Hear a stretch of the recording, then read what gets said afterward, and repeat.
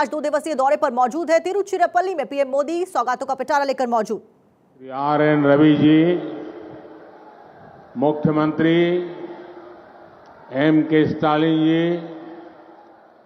केंद्रीय मंत्रिमंडल के मेरे सहयोगी ज्योतिरादित्य सिंधिया जी और इसी धरती के संतान मेरे साथी एल मुरुगन जी, तमिलनाडु सरकार के मंत्रीगण, सांसद और विधायकगण और तमिलनाडु के मेरे परिवारजनों, वणक्कम। தமிழ்நாட்டின் ஆளுநர் திரு ஆர்.என். ரவி அவர்களே, தமிழக முதல்வர் திரு M.K. ஸ்டாலின் அவர்களே, மத்திய அமைச்சரவையின் என் சகாவான திரு ஜோதிராதித்ய சிந்தியா அவர்களே, இந்த மண்ணின் மைந்தரான டாக்டர் எல் முருகன் அவர்களே, தமிழக அரசின் அமைச்சர்களே, நாடாளுமன்ற சட்டமன்ற உறுப்பினர்களே, மேலும் தமிழ்நாட்டின் என் குடும்ப சொந்தங்களே, வணக்கம். ஏனது தமிழ் குடும்பமே முதலில் உங்கள் அனைவருக்கும் 2024 புத்தாண்டு நல்வாழ்த்துக்கள். I wish that the year 2024 is peaceful and prosperous for everyone. It is a privilege that my first public program in 2024 is happening in Tamil Nadu. Today's development projects worth nearly rupees 20,000 crore will strengthen Tamil Nadu's progress. I congratulate you for these projects spanning roadways, railways, ports, airports, energy and petroleum pipeline. Many of these projects will boost ease of travel and also create thousands of employment opportunities. எனது தமிழ் குடும்ப உறவுகளே, முதற்கண் உங்கள் அனைவருக்கும் 2024ற்கான புத்தாண்டு நல்வாழ்த்துக்கள். 2024ஆம் ஆண்டு அனைவருக்கும் அமைதியானதாகவும் வளமானதாகவும் இருக்கட்டும். 2024ஆம் ஆண்டுக்கான என்னுடைய முதலாவது பொது நிகழ்ச்சி தமிழ்நாட்டில் நடக்கிறது என்பதை நான் என் பாக்கியமாக கருதுகிறேன். சுமார் 20,000 கோடி ரூபாய் மதிப்பிலான இன்றைய வளர்ச்சி திட்டங்கள் தமிழ்நாட்டின் வளர்ச்சியை பலப்படுத்தும். சாலை வழிகள், ரயில் பாதைகள், துறைமுகங்கள், விமான நிலையங்கள், எரிசக்தி ஆற்றல் மற்றும் ஒரு பெட்ரோலிய குழாய் இணைப்பு ஆகிய இந்த திட்டங்களுக்காக நான் உங்களுக்கு என் நல்வாழ்த்துக்களை தெரிவித்துக் கொள்ளுகிறேன். இதில் பல திட்டங்கள் பயணிப்பதில் சுலபத்தன்மை, அதை ஊக்கப்படுத்துவதோடு ஆயிரக்கணக்கான வேலை வாய்ப்புகளையும் உருவாக்கும். Friends, the last few weeks of 2023 were difficult for many people in Tamil Nadu. We lost many of our fellow citizens due to heavy rains.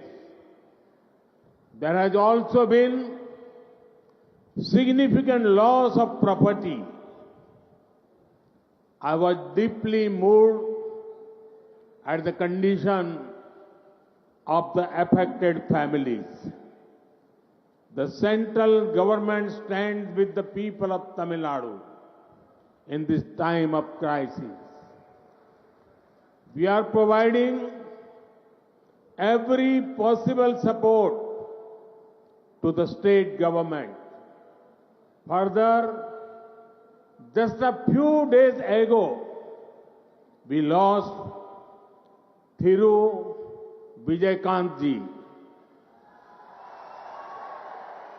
He was a captain not only in the world of cinema but also in politics.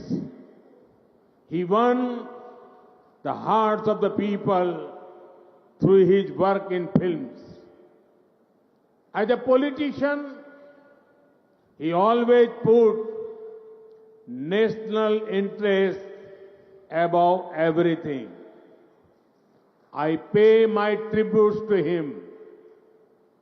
I also express my condolences to his family and admirers. Friends, today when I am here, I also remember another son of Tamil Nadu, Dr. M.S. Swaminathan ji. He played an important role in ensuring food security for our country. We lost him last year as well. நண்பர்களே, தமிழ்நாட்டில் பலருக்கு 2023ஆம் ஆண்டின் கடந்த சில வாரங்கள் மிகவும் கடினமானவையாக இருந்தன. கனமழை காரணமாக நமது பல சக குடிமக்களை நாம் இழக்க வேண்டியிருந்தது. சொத்துக்கள், உடைமைகள் இழப்பும் கணிசமானவையாக இருந்தன. பாதிக்கப்பட்ட குடும்பங்களின் நிலை எனக்குள்ளே மிகவும் ஆழமான பாதிப்பை ஏற்படுத்தியது. இந்த நெருக்கடியான வேளையிலே மத்திய அரசாங்கம் தமிழ்நாட்டு மக்களுக்கு துணையாக நிற்கின்றது. சாத்தியமான அனைத்து ஆதரவையும் மாநில அரசாங்கத்திற்கு நாங்கள் அளித்து வருகின்றோம். இதோ சில நாட்கள் முன்பாக நாம் திரு விஜயகாந்த் அவர்களை இழந்திருக்கின்றோம். அவர் சினிமா உலகின் கேப்டன் மட்டுமல்ல, அரசியலிலுமே அவர் கேப்டனாக இருந்து வந்திருக்கிறார். திரைப்படங்களில் அவருடைய செயல்பாடு காரணமாக அதன் வாயிலாக அவர் மக்களின் இதயங்களை கொள்ளை கொண்டிருக்கிறார். ஒரு அரசியல்வாதி என்ற முறையிலே அவர் அனைத்திற்கும் மேலாக தேசிய நலனுக்கு முன்னுரிமை அளித்து வந்திருக்கிறார். அவருக்கு நான் என்னுடைய அஞ்சலிகளை காணிக்கையாக்குகின்றேன். அவருடைய குடும்பத்துக்கும் அபிமானிகளுக்கும் நான் என் ஆழமான இரங்கல்களை உரித்தாக்குகின்றேன். நண்பர்களே, இன்று நான் இங்கே தமிழ்நாட்டில் இருக்கும் வேளையிலே நான் தமிழ் மண்ணின் மேலும் ஒரு மைந்தரான முனைவர் M.S. சுவாமிநாதன் அவர்களையும் நினைவு கூர்கிறேன். அவர் நமது நாட்டின் உணவு பாதுகாப்பிற்காக ஒரு முக்கியமான பங்களிப்பை அளித்தார். கடந்த ஆண்டிலே நாம் அவரையும் இழந்திருக்கிறோம்.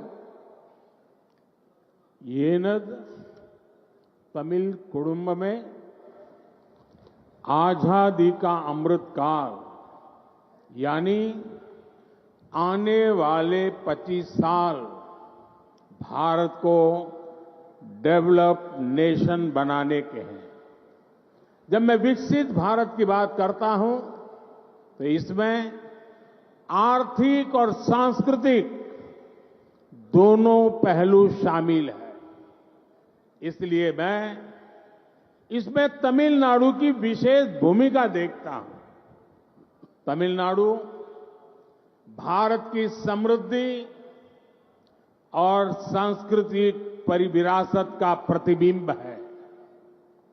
तमिलनाडु के पास तमिल भाषा और ज्ञान का प्राचीन खजाना है. संत तिरुवल्लुवर से लेकर सुब्रमण्यम भारती तक अनेक संतों ज्ञानियों ने अद्भुत साहित्य की रचना की है। सीवी रमन से लेकर आज तक अनेकों अद्भुत साइंटिफिक और टेक्नोलॉजिकल ब्रेन इस मिट्टी ने पैदा किए हैं। इसलिए मैं जब भी तमिलनाडु आता हूं, एक नई ऊर्जा से भर जाता हूं। என் தமிழ் குடும்ப உறவுகளே, சுதந்திரத்தின் அமுத காலம், அதாவது வரவிருக்கும் 25 ஆண்டு காலகட்டத்திலே பாரதத்தை வளர்ந்த தேசமாக நாம் ஆக்க வேண்டும். நான் வளர்ச்சியடைந்த பாரதம் என்று கூறும்போது இதிலே பொருளாதாரம் மற்றும் கலாச்சாரம் என்ற 2 பக்கங்கள் இருக்கின்றன. அந்த வகையிலே தமிழ்நாட்டிலே இதிலே சிறப்பானதொரு பங்களிப்பை என்னால் காண முடிகிறது. பாரத நாட்டின் வளம் மற்றும் கலாச்சார மரபின் பிரதிபலிப்புத்தான் தமிழ்நாடு. தமிழ்நாட்டின் வசம் தமிழ் மொழி மற்றும் ஞானம் என்ற பழமையான கருவூலம் இருக்கிறது. புனிதர் திருவள்ளுவர் தொடங்கி சுப்பிரமணிய பாரதி வரை பல பல தூயோர் ஞானிகளாகியோர் அற்புதமான இலக்கியங்களை படைத்தளித்திருக்கின்றார்கள். சிவி ராமன் தொடங்கி இன்று வரை அற்புதமான அறிவியல் மற்றும் தொழில்நுட்ப வளர்ச்சிக்கு சொந்தக்காரர்கள் பலரை இந்த மண் உருவாக்கி அளித்திருக்கின்றது. ஆகையால் தான் நான் எப்போதெல்லாம் தமிழ்நாட்டிற்கு வருகிறேனோ அப்போதெல்லாம் ஒரு புதிய சக்தியை எனக்குள்ளே நிரப்பிக் கொண்டு செல்கிறேன். येनद कुडुम्ब में तिरुचिरापल्ली शहर में तो समृद्ध इतिहास के प्रमाण कदम कदम पर दिखते हैं। यहां हमें पल्लव, चोल, पांड्य और नायक जैसे विभिन्न राजवंशों के सुशासन का मॉडल दिखता है। मेरे बहुत सारे तमिल मित्र रहे हैं, मेरी उनसे बहुत आत्मीयता रही है और मुझे उनसे तमिल कल्चर के बारे में बहुत कुछ सीखने को भी मिला है। मैं दुनिया में कहीं भी जाता हूं तो तमिलनाडु की चर्चा किए बिना रह नहीं पाता। साथियों, मेरा प्रयास है कि देश के विकास और विरासत में तमिलनाडु से मिली सांस्कृतिक प्रेरणा का लगातार विस्तार हो। आपने देखा है कि दिल्ली में संसद की नई इमारत में पवित्र सेंगोल की स्थापना की गई है। एक गुड गवर्नेंस के उस मॉडल से प्रेरणा लेने का प्रयास है जो तमिल परंपरा ने पूरे देश को दिया है। काशी तमिल संगमम, सौराष्ट्र तमिल संगमम जैसे अभियानों का मकसद भी यही है। जब से ये अभियान शुरू हुए हैं तब से पूरे देश में तमिल भाषा, तमिल कल्चर को लेकर उत्साह और बढ़ा है। எனக்கு பிரியமான குடும்ப உறுப்பினர்களே, திருச்சிராப்பள்ளி நகரம் என்று சொன்னாலே வளமான வரலாற்றுக்கான சான்றுகள் அங்கிங்கெனாதபடி எல்லா இடங்களிலும் கொட்டி கிடக்கின்றது. இங்கே பல்லவர்கள், சோழர்கள், பாண்டியர்கள், நாயக்கர்கள் போன்ற பல்வேறு அரச வம்சங்களின் நல்லாட்சி மாதிரிகள் கண்கூடாக காண கிடைக்கின்றன. எனக்கு ஏராளமான தமிழ் நண்பர்கள் உண்டு. அவர்களிடத்திலே எனக்கு மிக நெருக்கமான உறவுகள் உண்டு. இவர்களிடமிருந்து தமிழ் கலாச்சாரம் பற்றி வெகுவாக கற்கக்கூடிய நல்வாய்ப்பும் எனக்கு கிட்டியிருக்கிறது. உலகின் எந்த இடத்திற்கு நான் சென்றாலும் கூட தமிழ்நாட்டை பற்றி பேசாமல், தமிழ் மொழியை மனதார புகழாமல் என்னால் இருக்க முடிவதில்லை. நண்பர்களே, தேசத்தின் வளர்ச்சி மற்றும் பாரம்பரியத்தில் தமிழ்நாட்டிலிருந்து கிடைக்கும் கலாச்சார உத்வேகம் தொடர்ந்து விரிவாக வேண்டும், பரவ வேண்டும் என்பதே என்னுடைய முயற்சியாக இருக்கிறது.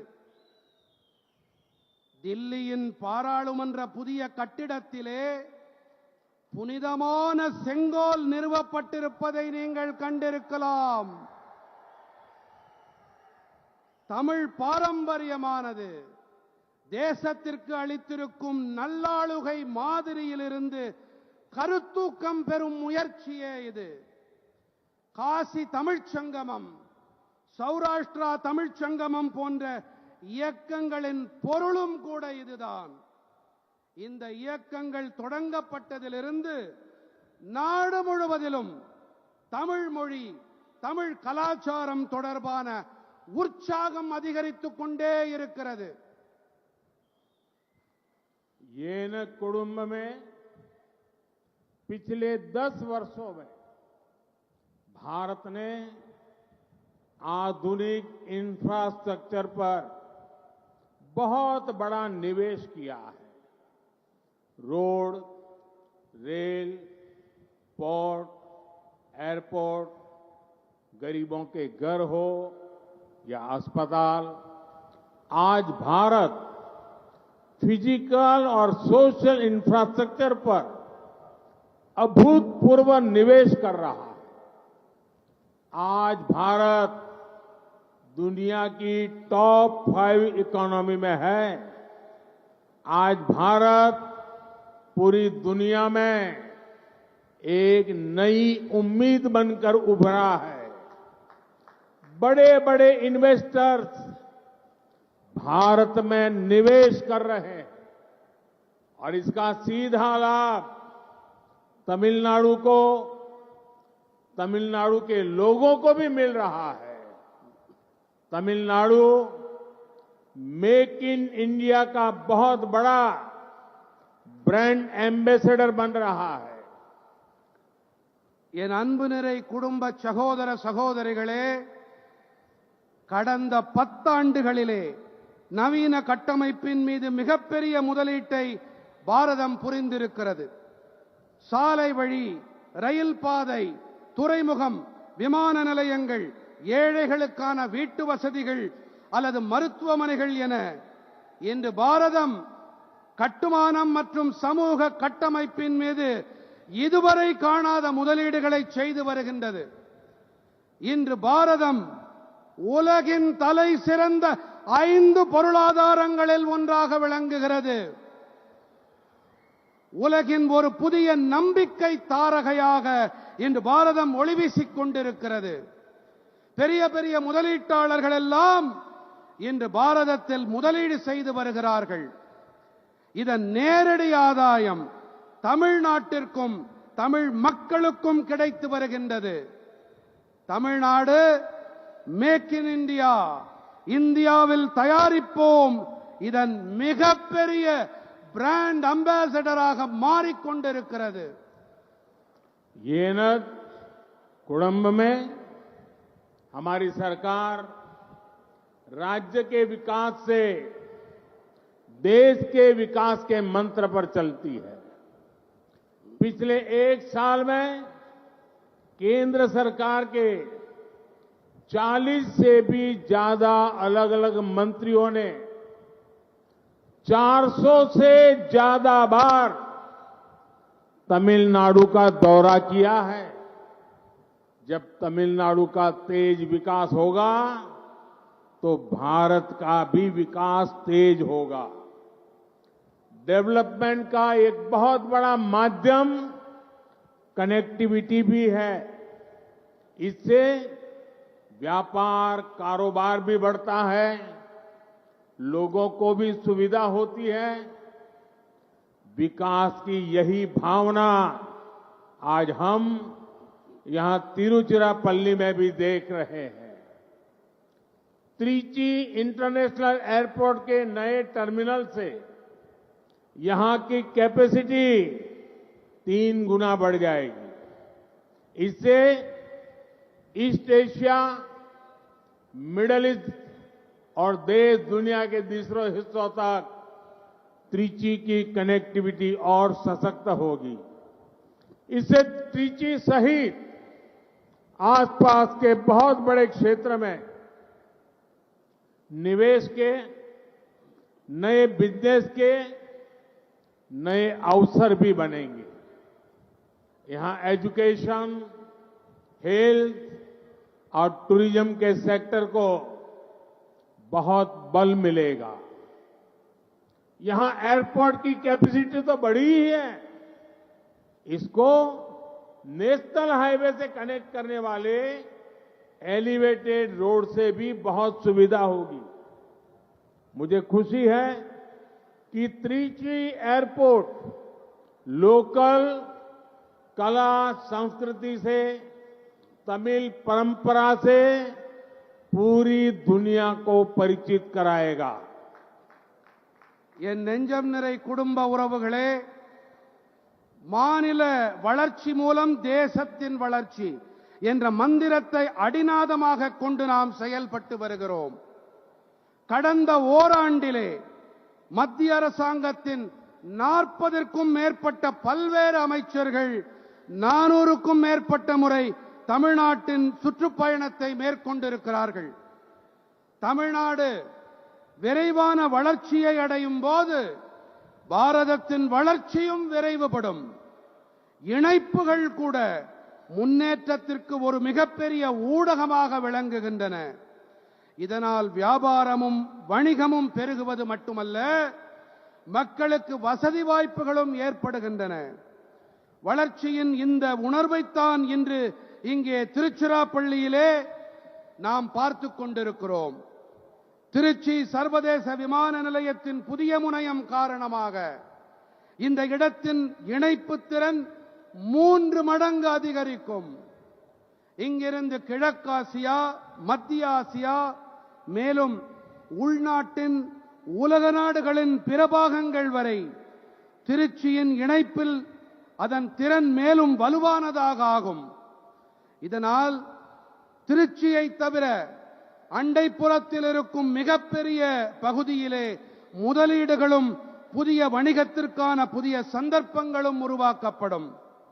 இங்கே கல்வி, உடல் நலம் மற்றும் சுற்றுலா துறைகளில் மிகப்பெரிய அளவுக்கு பலம் கூட்டப்படும். இங்கே விமான நிலையத்தின் திறன் அதிகரிப்பதோடு இதை உயர்த்தப்பட்ட தேசிய நெடுஞ்சாலையோடு இணைக்கும் உயர்த்தப்பட்ட சாலையாலும் கூட மிகப்பெரிய வசதி உண்டாகும். திருச்சி விமான நிலையம் உள்ளூர் கலை கலாச்சாரம் வாயிலாக தமிழ் பாரம்பரியம் பற்றிய பெருமை மிகு விஷயங்களை உலகினுக்கு பறைசாற்றும் என்பது எனக்கு அளவில்லா மகிழ்ச்சியை அளிக்கிறது. कुड़म में आज तमिलनाडु की रेल कनेक्टिविटी को सशक्त करने के लिए 5 नए प्रोजेक्ट शुरू हो रहे हैं। इनसे ट्रैवल और ट्रांसपोर्टेशन तो आसान होगी ही, इस क्षेत्र में इंडस्ट्री को, बिजली उत्पादन को भी बल मिलेगा। आज जिन रोड प्रोजेक्ट्स का लोकार्पण हुआ है वो श्रीरंगम, चिदंबरम, मदुरई, रामेश्वरम, वेल्लोर जैसे महत्वपूर्ण स्थानों को जोड़ते हैं। ये हमारी आस्था, आध्यात्म और पर्यटन के बड़े केंद्र हैं। इससे सामान्य जन के साथ साथ तीर्थ यात्रियों को भी बहुत सुविधा होगी। என் உயிரினும் மேலான என் குடும்ப சொந்தங்களே, இன்று தமிழ்நாட்டின் ரயில் இணைப்பு திறனை மேலும் வலுவானதாக ஆக்க 5 புதிய திட்டங்கள் தொடங்கப்பட்டிருக்கின்றன. இவற்றால் பயணம் மற்றும் போக்குவரத்து எளிதாக ஆகும் என்பது ஒரு புறம். மற்றொரு புறத்திலே இந்த பகுதியில் தொழில்களுக்கும் மின்சார உற்பத்திக்கு கூட பெரும் வலுகூட்டப்படும். இந்த நாட்டுக்கு அர்ப்பணிக்கப்பட்டிருக்கும் மக்கள் நலத் திட்டங்கள் ஸ்ரீரங்கம், சிதம்பரம், மதுரை, ராமேஸ்வரம், வேலூர் போன்ற மகத்துவம் வாய்ந்த இடங்களை இணைக்கின்றன. இவை நமது நம்பிக்கை, ஆன்மீகம் மற்றும் சுற்றுலாவின் பெரிய மையங்கள். இவற்றால் எளிய சாமானியர்களோடு கூடவே புனித பயணங்களை மேற்கொள்வோருக்கும் கூட மிகப்பெரிய வசதிகள் உண்டாகும். येनत कुंभ में बीते 10 वर्षों में सेंट्रल गवर्नमेंट का बहुत अधिक फोकस पोर्ट लेड डेवलपमेंट पर रहा है. हमने समुद्री किनारों के इंफ्रास्ट्रक्चर के विकास और मछुआरे साथियों के जीवन को बदलने के लिए अनेक काम किए. पहली बार फिशरीज के लिए अलग मिनिस्ट्री, अलग बजट हमने बनाया है. पहली बार मछुआरों के लिए भी किसान क्रेडिट कार्ड की सुविधा दी गई है. मछुआरों के लिए डीप सी फिशिंग के लिए बोट्स के आधुनिकीकरण के लिए भी सरकार मदद दे रही है. पीएम मत्स्य संपदा योजना से मछली के कारोबार से जुड़े साथियों के लिए बहुत बड़ी मदद मिल रही है. என் நெஞ்சுக்கு நெருக்கமான குடும்ப உறுப்பினர்களே, கடந்த 10 ஆண்டுகளிலே மத்திய அரசாங்கத்தின் மிகப்பெரிய கவனம் துறைமுகம் வழிநடத்தும் முன்னேற்றம் மீது இருந்து வந்திருக்கிறது. நாம் கடற்கரையோர கட்டமைப்பின் முன்னேற்றம் மற்றும் மீனவ நண்பர்களின் வாழ்க்கையை மாற்றும் நோக்கிலே பல பணிகளை ஆற்றியிருக்கிறோம். சுதந்திரம் கிடைத்த பிறகு முதன்முறையாக மீன் வளத்திற்கென பிரத்யேகமான தனியொரு அமைச்சகத்தை ஏற்படுத்தி அதற்கென பிரத்யேகமாக நிதி ஒதுக்கப்பட்டிருக்கிறது. முதன்முறையாக மீனவர்களுக்கும் கூட விவசாயிகள் கிசான் கிரெடிட் கார்டு, விவசாயிகள் பற்று அட்டை வசதியும் அளிக்கப்பட்டிருக்கிறது. மீனவர்களுக்கு ஆழ்கடல் மீன்பிடிப்புக்காகவும் நவீனமயமாக்கலுக்கும் அரசாங்க உதவிகள் கிடைத்து வருகின்றன. பிரதம மந்திரி மீன்வள திட்டத்தால் மீன்பிடி தொழிலோடு இணைந்திருக்கும் நண்பர்களுக்கு மிகப்பெரிய உதவிகள் கிடைத்து வருகின்றன.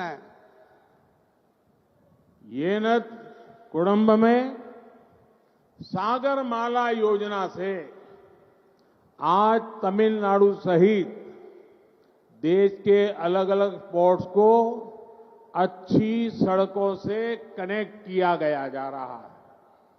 सेंट्रल गवर्नमेंट के प्रयासों से आज भारत की पोर्ट कैपेसिटी और जहाजों के टर्न अराउंड टाइम में बहुत सुधार हुआ है. कामराजार पोर्ट भी आज देश के सबसे तेजी से विकसित होने वाले पोर्ट्स में से एक है. इस पोर्ट की कैपेसिटी को हमारी सरकार लगभग 2 गुना कर चुकी है. अब जनरल कार्गो बर्थ 2 और कैपिटल ड्रेजिंग फेज 5 के उद्घाटन से तमिलनाडु से होने वाले इंपोर्ट एक्सपोर्ट को नई ताकत मिलेगी. विशेष रूप से ये ऑटोमोबाइल सेक्टर में तमिलनाडु की क्षमताओं का विस्तार करेगा. न्यूक्लियर रिएक्टर और गैस पाइपलाइन से भी तमिलनाडु में इंडस्ट्री को रोजगार निर्माण को बल मिलेगा. என் உயிரினும் மேலான என் குடும்ப சொந்தங்களே, சாகர்மாலா திட்டத்தால் இன்று தமிழ்நாடு உட்பட தேசத்தின் பல்வேறு துறைமுகங்கள் நல்ல சாலைகளோடு இணைக்கப்பட்டு வருகின்றன. மத்திய அரசின் பெருமுயற்சிகளால் இன்று பாரதத்தின் துறைமுக திறனிலும் கப்பல்கள் துறைமுகத்திற்கு வந்து திரும்பிச் செல்லும் நேர அளவிலும் பெரிய மேம்பாடு ஏற்பட்டிருக்கிறது. காமராஜர் துறைமுகம் கூட இன்று தேசத்தின் மிக விரைவாக மேம்பாடு அடைந்து வரும் துறைமுகங்களில் ஒன்றாக விளங்குகிறது. இந்த துறைமுகத்தின் கொள்திறனை நமது அரசாங்கம் கிட்டத்தட்ட 2 மடங்கு வரை அதிகப்படுத்தி இருக்கிறது. இப்போது பொதுவான சரக்கு பர்த் 2 மற்றும் கேபிட்டல் ரெட்ஜிங் 5வது கட்டத்தின் தொடக்கம் காரணமாக தமிழ்நாட்டில் ஆக இருக்கும் ஏற்றுமதி இறக்குமதிக்கு புதிய சக்தி கிடைக்கும். சிறப்பான வகையில் இது வாகனத்துறையில் தமிழ்நாட்டின் திறமைகளை விரிவாக்கும். அணுசக்தி உலை மற்றும் எரிவாயு குழாய் மூலமாகவும் கூட தமிழ்நாட்டின் தொழிற்சாலைகளுக்கு வேலை வாய்ப்பு உருவாக்கல்களுக்கு புதிய பலம் கிடைக்கும். येन कुडुम में आज केंद्र सरकार तमिलनाडु के विकास के लिए राज्य पर रिकॉर्ड राशि खर्च कर रही है. 2014 से पहले के 10 सालों में केंद्र सरकार की तरफ से राज्यों को 30 लाख करोड़ रुपए के आसपास ही दिए गए थे, जबकि हमारी सरकार ने पिछले 10 वर्षों में राज्यों को 120 लाख करोड़ रुपए दिए हैं. 2014 से पहले के 10 साल में तमिलनाडु को जितनी राशि केंद्र सरकार के मिली थी, उससे 2.5 गुना ज्यादा राशि हमारी सरकार ने दी है. पहले के मुकाबले हमारी सरकार ने तमिलनाडु में नेशनल हाईवे बनाने के लिए 3 गुना ज्यादा राशि खर्च की है. रेलवे को आधुनिक बनाने के लिए भी हमारी सरकार पहले के मुकाबले तमिलनाडु में 2.5 गुना ज्यादा खर्च कर रही है. आज तमिलनाडु के लाखों गरीब परिवारों को केंद्र सरकार से मुफ्त राशन मिल रहा है, मुफ्त इलाज मिल रहा है. हमारी सरकार ने पक्का घर, टॉयलेट, नल कनेक्शन, गैस कनेक्शन जैसी अनेक सुविधाएं यहां लोगों को दी है. எனதருமை குடும்ப சொந்தங்களே, இன்று மத்திய அரசு தமிழ்நாட்டின் வளர்ச்சிக்காக மாநிலத்தில் வரலாறு காணாத நிதியை செலவு செய்து வருகிறது. 2014ற்கு முன்பான 10 ஆண்டுகளிலே மத்திய அரசு அதன் தரப்பிலிருந்து மாநிலங்களுக்கு சுமார் 30 லட்சம் கோடி ரூபாய் அளிக்கப்பட்டது. நம்முடைய அரசாங்கமானது கடந்த 10 ஆண்டுகளில் மட்டும் மாநிலங்களுக்கு 120 லட்சம் கோடி ரூபாயை அளித்திருக்கிறது.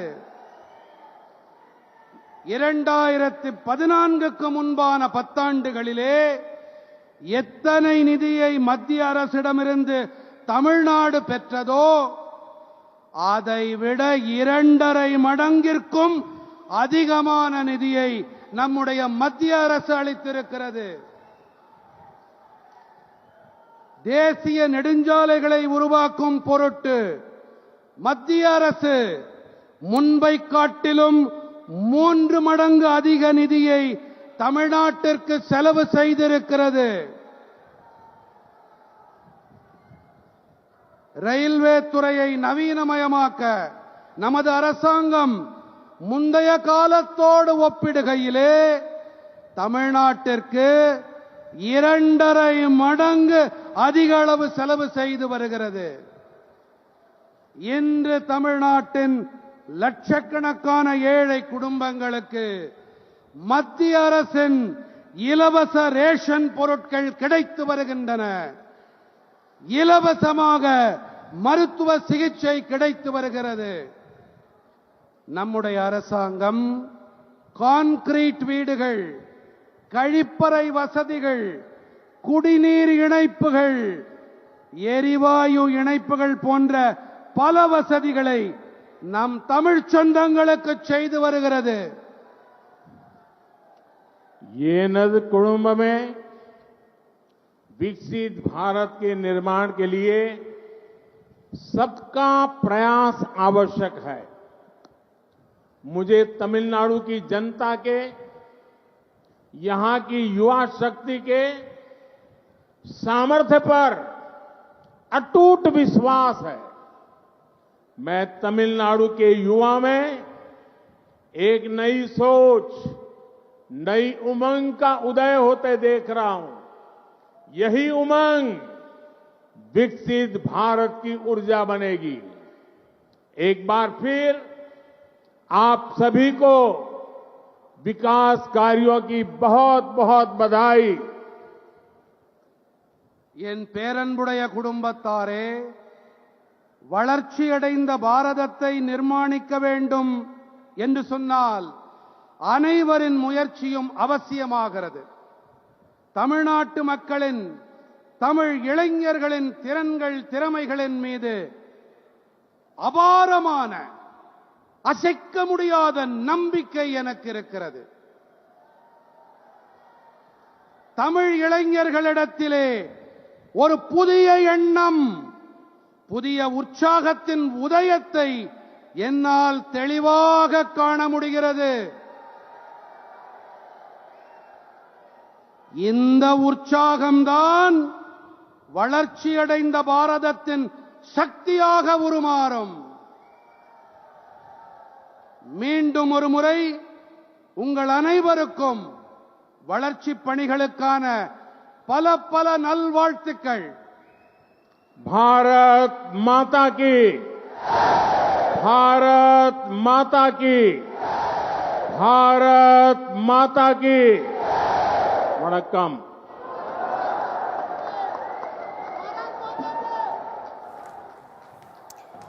तो देखिए, तमिलनाडु दौरे पर प्रधानमंत्री मोदी, और फिलहाल आप प्रधानमंत्री मोदी को सुन रहे थे. साल 2024 का चुनाव दक्षिण के 3 राज्यों से शुरुआत की है 2024 की. तमिलनाडु में रेल को सशक्त कर रहे हैं प्रधानमंत्री मोदी ने कहा. रेलवे को हमने आधुनिक बनाया. पीएम मोदी ने यह भी अपने संबोधन में कहा. पोर्ट की क्षमता को सरकार ने 2 गुना किया. तमाम बड़ी बातें कहते हुए पीएम मोदी नजर आए. हमारी सरकार में मुफ्त राशन, मुफ्त इलाज और भी कई बड़ी बातें कह रहे थे. रेल, सड़क, अस्पताल पर निवेश किया है. और प्रधानमंत्री मोदी ने इस दौरान देखिए रेल को सशक्त करने की बात कही. तमिलनाडु में रेल को सशक्त कर रहे हैं. रेलवे को हमने आधुनिक बनाया और भी कई बड़ी सौगात यहाँ पर देखिए. फिलहाल 19,000 करोड़ से ज्यादा की सौगात तमिलनाडु को देते हुए नजर आए और कहा कि रेल हो या फिर विमान, हर सेक्टर में तमिलनाडु को बेहतर बनाने के लिए कोशिश फिलहाल सरकार लगातार कर रही है. पोर्ट की क्षमता को हमने बढ़ाया, पीएम मोदी ने अपने संबोधन में कहा. और मंच से आप फिलहाल प्रधानमंत्री मोदी की ओंकार सुन रहे थे, जिसमें कि रेल की बात हुई. सड़क, अस्पताल पर निवेश की बात करते हुए प्रधानमंत्री मोदी नजर आए और रेल को सशक्त करने की बात करते हुए भी पीएम मोदी नजर आए.